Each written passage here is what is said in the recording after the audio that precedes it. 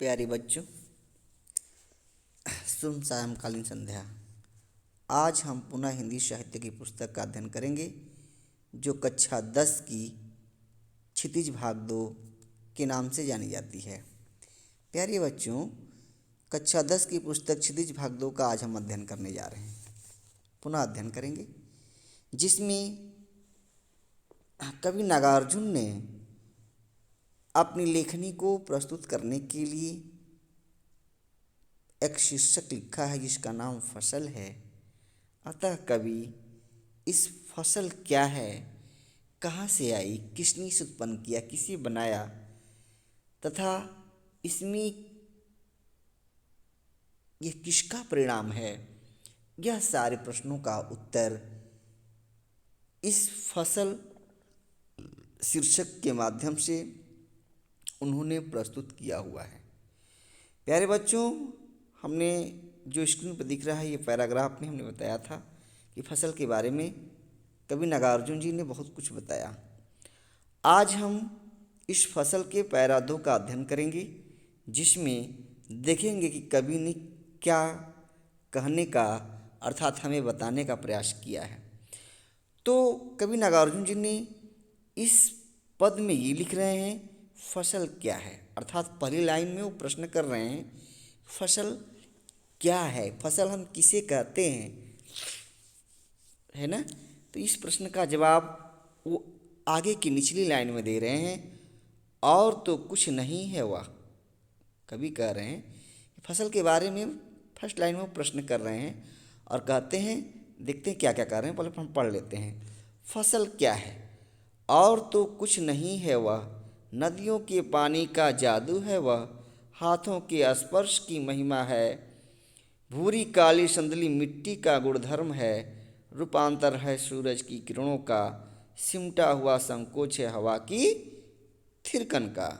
अर्थात फसल क्या है, इस प्रश्न का जवाब नीचे की सभी लाइनों में विभिन्न प्रकार से वो दे रहे हैं, बता रहे हैं, कह रहे हैं। पहली लाइन कह रहे हैं कि कभी पहली लाइन में प्रश्न कर रहा है कि फसल क्या है, और अगली लाइन में बता रहा है कि फसल क्या है। उत्तर मतलब अगली लाइन से वो उत्तर देना शुरू करते हैं। वो कहते हैं कि इस प्रश्न का उत्तर देते हुए कवि कहता है कि फसल स्वयं उत्पन्न होने वाली कोई विशेष वस्तु नहीं है, और तो कुछ नहीं है वह, अर्थात स्वयं उत्पन्न होने वाली कोई वस्तु नहीं है। कवि कह रहा है कि इसके निर्माण में, अर्थात फसल की उत्पत्ति में, जो आप फसल देख रहे हैं इसके निर्माण में, कह रहा है कि इसके निर्माण में अनेक तत्व सहायक हैं। जैसे में कह रहा है कि विभिन्न नदियों के अमृत तुल्य जल का प्रभाव पड़ता है, अर्थात लिखा है कि नदियों के पानी का जादू है वह, अर्थात नदियों के विभिन्न प्रकार की जो नदियां हैं उन नदियों के जल का यह प्रभाव है जो फसल के रूप में हमें दिख रहा है। अच्छा, अगली पंक्ति में कह रहा है कभी कि हाथों के स्पर्श की महिमा है। किसके हाथों की? तो किसान बंधुओं की। कभी कह रहा है कि किसान बंधुओं की हाथों की ये स्पर्श,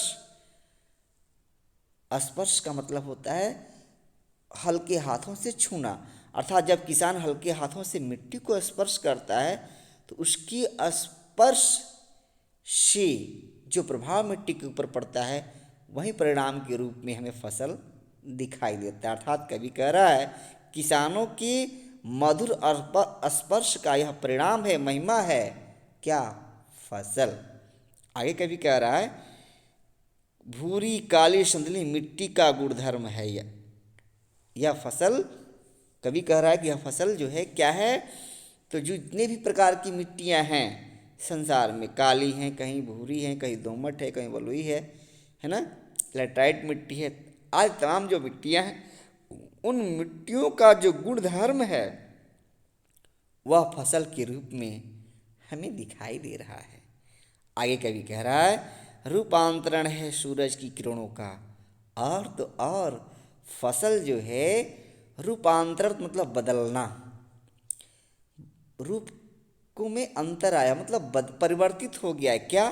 सूरज की किरणें, जो सूरज की किरणें मिट्टी पर पड़ती है तो वह मिट्टी से मिलकर के सूरज की किरणें अपने आप को बदल लेती हैं। किस रूप में?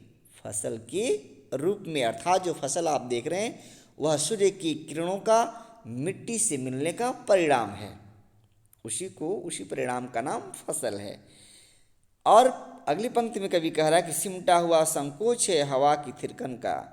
और अगली और अंतिम पंक्ति में कवि कह रहा है कि जो हवा कभी रुकने वाली नहीं रहती, चंचल रहती है, उसकी चंचलता जब स्थिर हो जाती है तो वहीं फसल के रूप में उत्पन्न हो जाती है। अर्थात कवि ने यहाँ पर जल, मिट्टी, सूर्य की किरण और हवा आदि का मेल, साथ ही साथ किसान बंधुओं के हाथों का स्पर्श, यानी इन पांचों के जो मेल से बनने वाली जो प्रक्रियाओं, इन पांचों के मेल से जो उत्पन्न होने वाली, परिणाम देने वाली वस्तु है, उसी का नाम क्या है? फसल कवि ने बताया है।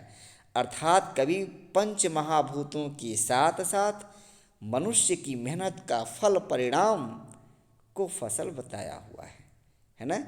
तो जो पंच भौतिक तत्व हैं, उन पंच भौतिक तत्व आपस में मिलते हैं और उनको मिलाने वाला जब मनुष्य उसमें अपना सहयोग प्रदान करता है तो इन छहों के सहयोग से, मिलने से, आपस में परस्पर संयोग करने से जिसकी उत्पत्ति होती है उसी का नाम फसल है। कवि ने इन पद के माध्यम से यह बताने का प्रयास किया है कि किसी एक के मेल अथवा परिणाम से, क्रियाशील से फसल नहीं हो सकती है। फसल उत्पन्न करने के लिए या फसल को प्राप्त करने के लिए पंच भौतिक तत्वों की आवश्यकता है ही, साथ ही साथ इन पंच भौतिक तत्वों को किस मात्रा में मिलाया जाए, कब मिलाया जाए, इसका सही उपयोग किसान ही कर सकता है। और किसान अपने कोमल हाथों से इस मिट्टी और पंच भौतिक तत्वों को आपस में इस प्रकार से मेल कराता है कि उसके परिणाम स्वरूप फसल की उत्पत्ति होती है। इस प्रकार से कवि नागार्जुन जी ने फसल की उत्पत्ति तथा फसल कहाँ से, किसके परिणाम से आई, इन सारे प्रश्नों का जवाब अपने इस रचना के माध्यम से समाज को दिया हुआ है। प्यारे बच्चों, हम इसमें देखेंगे कि कवि जो है कैसे कैसे शब्दों का प्रयोग किया हुआ है। तो इसमें हम देखेंगे कि कवि ने क्या कहा है। जिसे एक लाइन हमने पढ़ा अभी कि हवा की थिरकन का सिमटा हुआ संकोच, अर्थात सिमटने का और संकोच करने का ये मानव का गुण है। संकोच मानव करता है, सोच में मानव पड़ता है।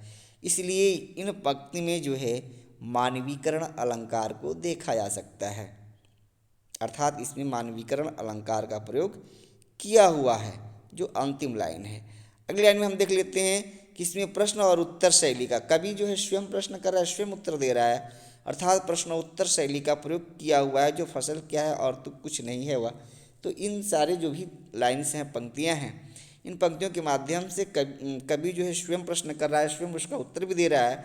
अतः हम कहेंगे कि इसमें कौन सी शैली प्रयोग की गई है इन पदों में। तो हम कह सकते हैं कि प्रश्नोत्तर शैली का प्रयोग कवि ने स्पष्ट रूप से किया हुआ है। आगे हम देखेंगे कि इसमें जो है किस प्रकार के शब्दों का प्रयोग किया गया है।